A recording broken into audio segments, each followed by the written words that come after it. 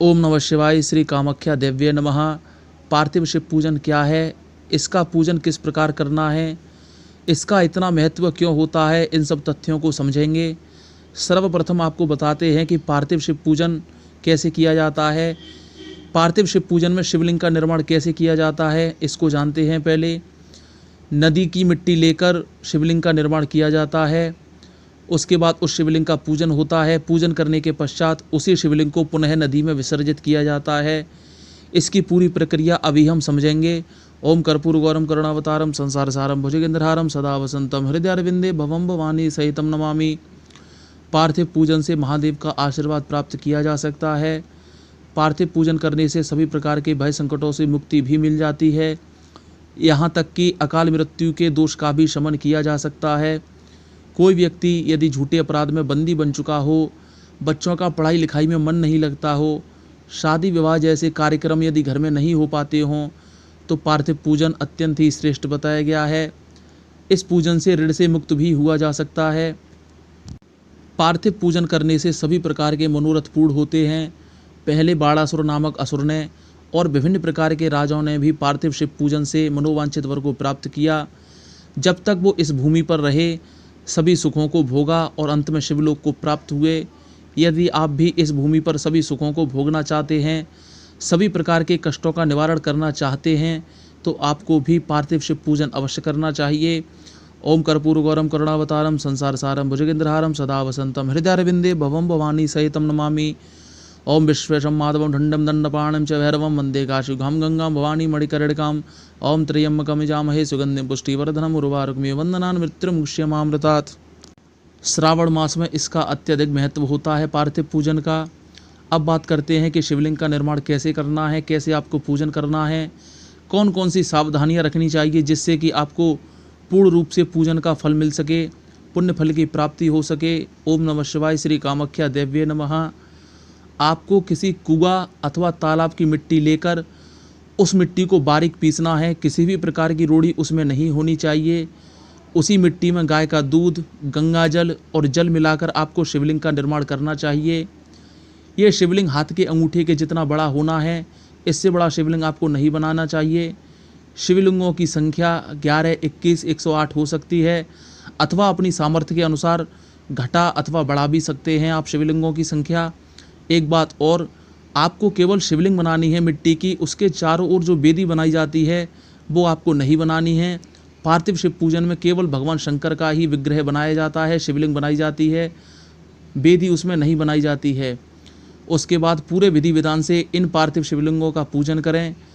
शिवलिंग पर बेलपत्र, चावल, चंदन, फूल, प्रसाद, ये सब कुछ वस्तुएं आपको चढ़ानी हैं। चावल चढ़ाते समय एक बात का आपको ध्यान रखना है कि चावल का एक भी दाना टूटा हुआ नहीं होना चाहिए। और उसके साथ ही आपको हल्दी, सिंदूर, रोली भगवान शंकर पर नहीं चढ़ाना है, इससे आपको दोष की उत्पत्ति हो सकती है। उसके बाद आप भगवान शंकर के मंत्र की माला जप सकते हैं, शिव चालीसा का पाठ कर सकते हैं। आपका पूजन जब पूर्ण रूप से संपन्न हो जाए तो उन शिवलिंगों को एक एक करके गंगा जी अथवा नदी में विसर्जन करना है ओम नमः शिवाय का जाप करके। यदि आप ऐसा नहीं कर सकते, किसी नदी तक नहीं जा सकते, गंगा जी तक नहीं जा सकते, तो घर पर एक पात्र में जल लेना है, उसमें थोड़ा सा गंगा जल मिला लें। अब आपको उसी पात्र में सभी मिट्टी के शिवलिंग एक एक करके छोड़ने हैं। ओम नमः शिवाय मंत्र का जाप करना है। जब सभी शिवलिंग उस पात्र में घुल जाएं, जल में बिल्कुल विलीन हो जाएं, तो उस जल को ले जाकर किसी वृक्ष के नीचे डलवा दें। ऐसा करने से आपको पार्थिव शिव पूजन का पुण्य फल प्राप्त होता है। कोई बहुत बड़ा कारण हो गंगा अथवा नदी पर न जाने का, तभी आपको ऐसा करना है, घर पर शिवलिंग विसर्जन करना है। किसी लोभ या आलस के कारण आपको ऐसा नहीं करना चाहिए, इससे आपको दोष की उत्पत्ति हो सकती है। एक बात और, जितनी अधिक मात्रा में आप अपने हृदय में भगवान शंकर के प्रति श्रद्धा, विश्वास, प्रेम और समर्पण भाव रख लेते हैं, उतनी ही अधिक मात्रा में आपको पुण्य फल की प्राप्ति होगी, उतनी ही शीघ्र आपके मनोरथ पूर्ण होंगे। शिव पुराण में इसका वर्णन देखने को और सुनने को मिलता है। जो व्यक्ति पार्थिव शिव पूजन करता है, उस व्यक्ति की अकाल मृत्यु भय दोष समाप्त हो जाता है। आप समझ चुके हैं कि पार्थिव शिव पूजन कितना श्रेष्ठ और शक्तिशाली है, इसलिए आपको शिव पूजन, पार्थिव शिव पूजन अवश्य करना चाहिए। यदि कोई व्यक्ति किसी भी कारणवश पार्थिव शिव पूजन नहीं कर सकता, तो आपको नर्मदेश्वर शिवलिंग का पूजन अवश्य करना चाहिए। जो पुण्य फल की प्राप्ति पार्थिव शिव पूजन करने से होती है, बिल्कुल उसी प्रकार के पुण्य की प्राप्ति श्री नर्मदेश्वर शिवलिंग का पूजन करने से होती है। इसलिए आपको नर्मदेश्वर शिवलिंग का पूजन अवश्य करना है।